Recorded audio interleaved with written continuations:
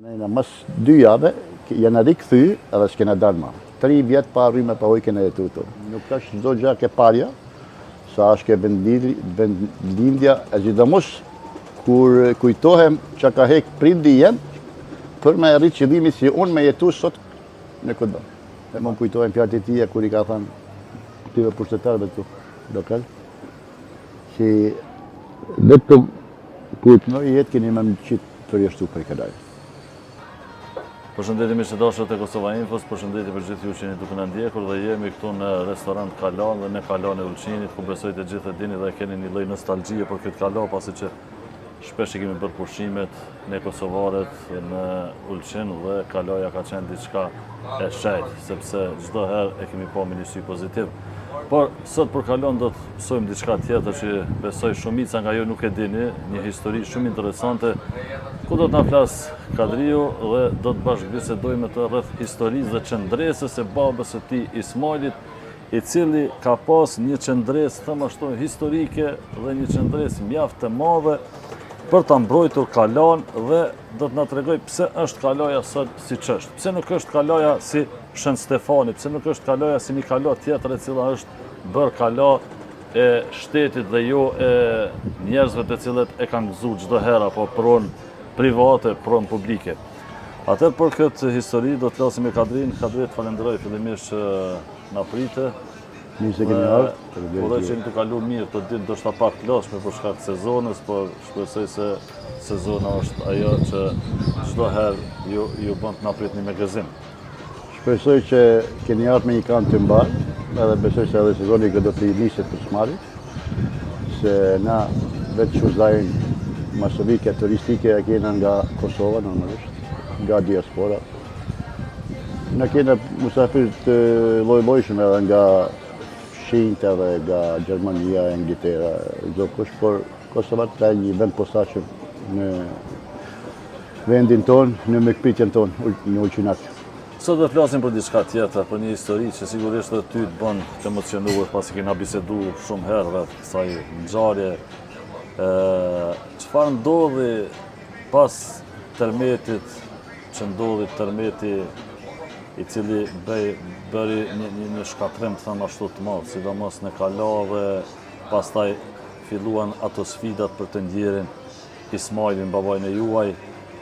Cilat ishin ato sfida dhe cila ishte qëndresa e babait tuaj që ju sot e gëzoni këtë vend?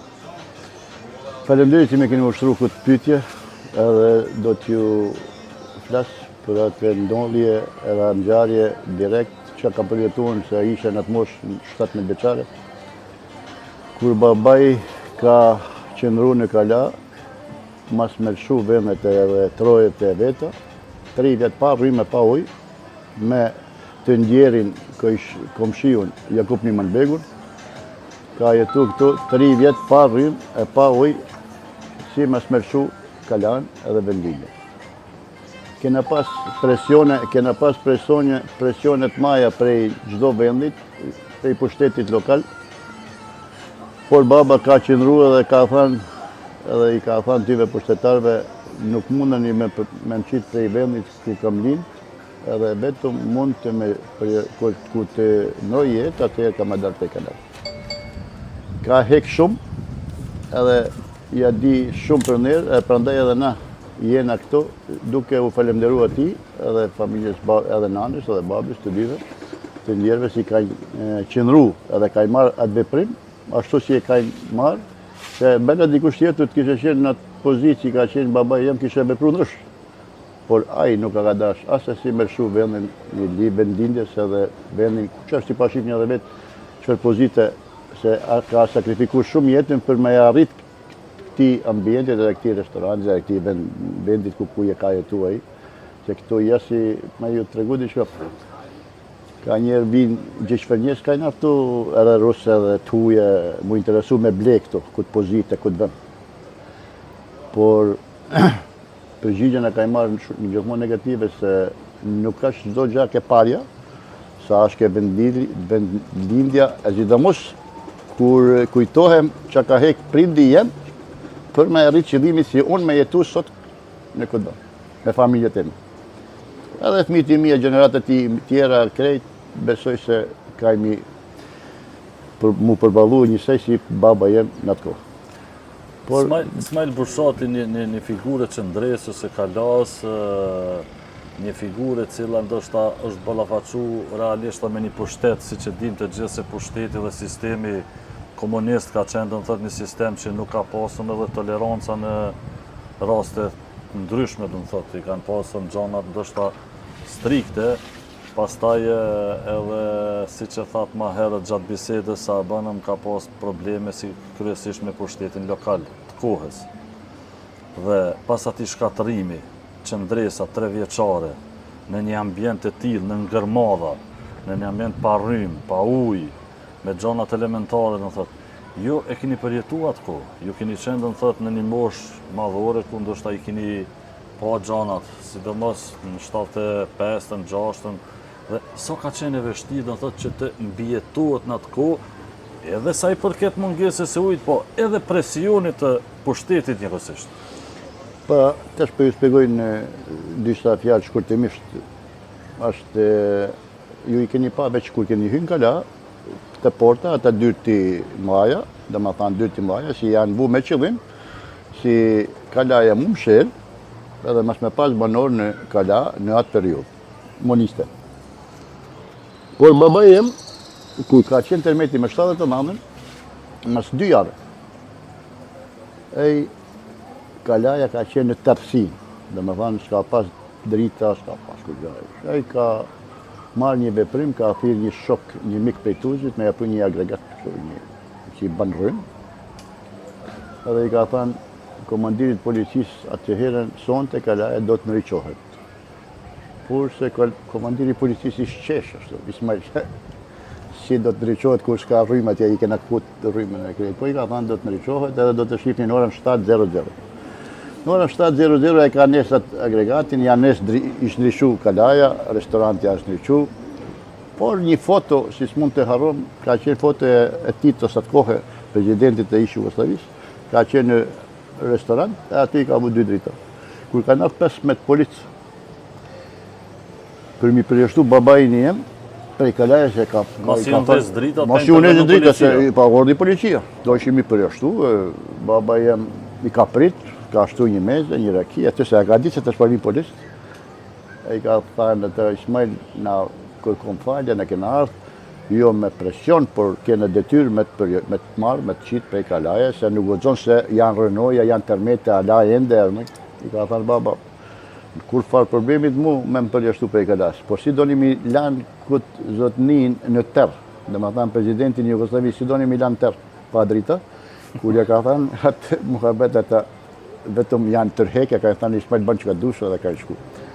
Me gjithat e baba jem ka dalë prej kalaja atë kohë, mos e nëjna mas 2 jave, janë rikëthy edhe s'kena dalë ma. 3 vjetë pa rryme pa ujë kena jetu të. Kalaja ka qenë shkretin, rëmuj gjdo kun, e rënjoja gjdo kun. Shpia jonë ka qenë 4 kache krejt e prishur, deri në tokë.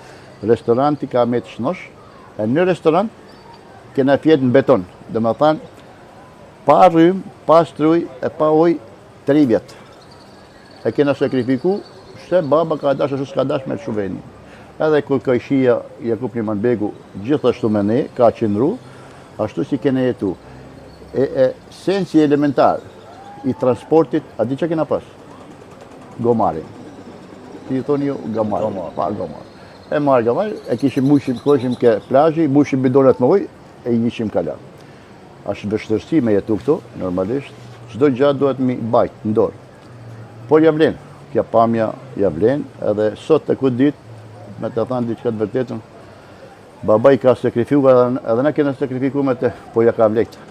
Aja sakrifisja ka vlejtë, edhe në atë kohën e imunizmit nuk ka qenë kalloj mu kundërshtu ati pushtetit. Zoti Kadri, për të shkuar një kronologjike kështu, mas gjithë atyre sfidave, përpjekjeve, do të thotë për ta largu nga kalaja, përfundimi, kur si erë përfundimi do të thotë që mos të, ose si erë ajo ujdia mes pushtetit edhe babaj tuaj, Smajlit e ndjerë, për mos ta larguar nga Kala dhe për të eliminuar të probleme, këto trysnit e cilat ja kanë bërë gjatë kohë. Cila ishte ajo marrëveshja mes palëve? Qëndrimi i prindit dhe familjes tonë dhe këshis ka qenë një sens elementar për me fitu si për me jetu në Kala. Senset tjera elementare ka qenë mbledhje, si në vazhdimësi si kena ba me komunitetin, me pushtetin lokal, për çdo ditë, kryjave, mbledhje kena ba, si mas me shu Kala, ndona mu këtu pushtet. Me çfarë preteksti ata kanë dashur me ju nxjerr për Kalas? Ata kanë thënë si demek Kalaja është rrëmoj, e duhet tash Kalaja mu shënus mu basi Sveti Stefani. Në monument historik. Monument historik edhe me ne ashtu mu mshel dyrt dhe mas me pas jetesë në Kala. Por du me të ju thanë diçka, në Kala në atë kohë, para termetit, edhe sot, e këtë ditë, janë përmi 50 familje që jetojnë Kala. Por para termetit, ka qenë përmi 300 familje që kanë jetu Kala. Por krejt familje shqiptare, duhet të kësu. Pushteti lokal, prandaj bëla, unë shpadi me që ka marrë, nuk i ka marrë parasyshet të punë, por ka i dash me në përjashtu, edhe mi mshen, e punë marrë. Babai tem janë ofru pare, lek, vende, vetëm me shu Kalan. Por e kurse si s'ka dash me pranu atë ofertë, edhe kur ka shku njëherë kryetari i pushtetit qendrori Malixhi, ke Veljko Milatović, eja ka pranu, i ka thënë, Ismail pse keni ardhur këtu në kancelarja kjo, i ka thënë babai në pa mundësin me rregullu çështjen elementare familjare në Oqin, kam qenë i detyruar me ardh tek ju e me kërku ndihmë për jush. Mandej i ka thënë shkoti në Oqin, i ka ba 2 telefonata, ka thirrë të komitetin central, si ka i qenë dysa uqenakt, i ka i thënë babes, mëse ne sa shpeç shkove në Podgoricë, me intervenu ose me marrë diçka, i ka thënë baba, kur s'keni mujtë në pamundësin juj, me mdalë për balë, me më rregullu mu si shqiptar, si ju kam to, më një gjithdash me shku në Podgoricë, me kërku ndihmë. Edhe duke falenderua tyve, atëse herën i ka i thanë, shkon në shtëpi, jeto, e mas një kohë, mas një muaj, 2 mujsh, ka i fillu me ka ditë rrymen, elektrikën, kada ka i fillu ujin, e krejt ashtu, por me vështërsinë atë maja. Por ja ka vleftë. Edhe kjo do më thotë sa do është si rezultati asaj qëndrese të prindit tuaj, ku edhe shumë familje tjera do më thotë e gëzojnë këtë hapësirë dhe këtë ambient në pjesë të ndryshme të Kalas. Cili është e momenti më emocional në raport me historinë e Kalas dhe prindin tuaj, ty që të kam betë në kujtesën tonë? Po momenti më emocional me të diftu me drejtë, kur ka baba jem ka ndru jetën, më kujtojnë fjalët e tija kur i ka thënë këtyve pushtetarëve këtu lokal, që vetëm kur të nëjë jetë keni më qitë përjashtu për i Kalaj. Edhe kur e përkujtoj atë, edhe sot qenë madhë shumë. Në momentin kur ka vdek dhe është në atë formën që i ka thonë, do në të edhe... Ashtu edhe ka qenë i vjetëdishëm edhe ka pas qëndrimin i vetë edhe jam krenar. Realisht kjo është një histori shumë interesante. Jam krenar se jam djali i tij, e si mund të gëzoj këtë pasuni që na ka dhënë.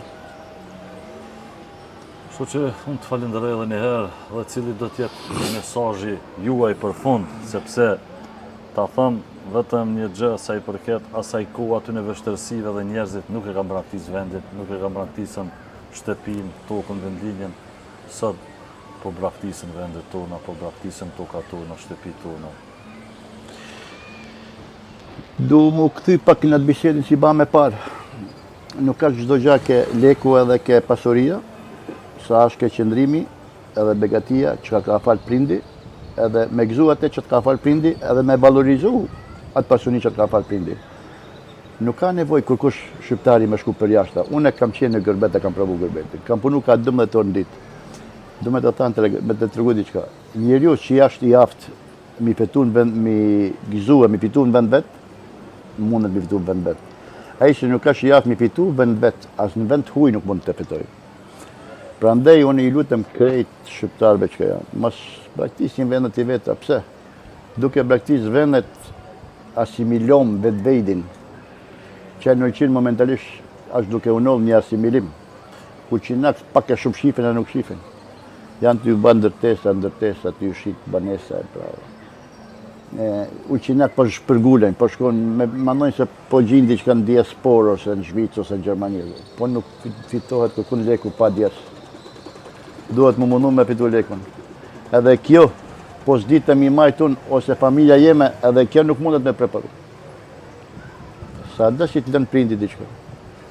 Duhet me ditë mikëzu. Zoti Kadri, faleminderit shumë për kohën.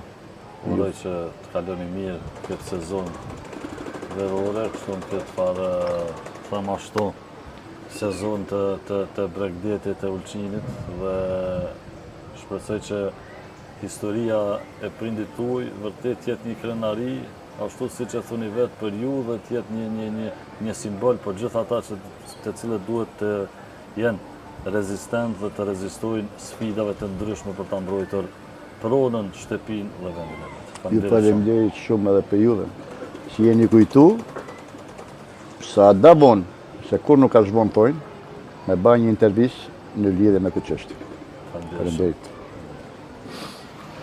Mirë se dashur ishim me Kadriun dhe e dëgjuat edhe vetë një histori shumë interesante dhe thëmë ashtu ndoshta unë urqetha nga ajo se çfarë ka ndodhur, por shpresoj që kjo kalat shihet me një sy tjetër herën, tjetër kur të vini në Ulqin, dhe shpresoj se ky personazh i qendresës do t'ju kujtoj shumë çka, do të thotë që edhe ne bëjmë një sakrificë dhe t'jemi ata të cilët do të qëndrojmë dhe ta mbrojmë çdo herë vendin dhe pronën tonë. Deri në histori të tjera, mirupafshim.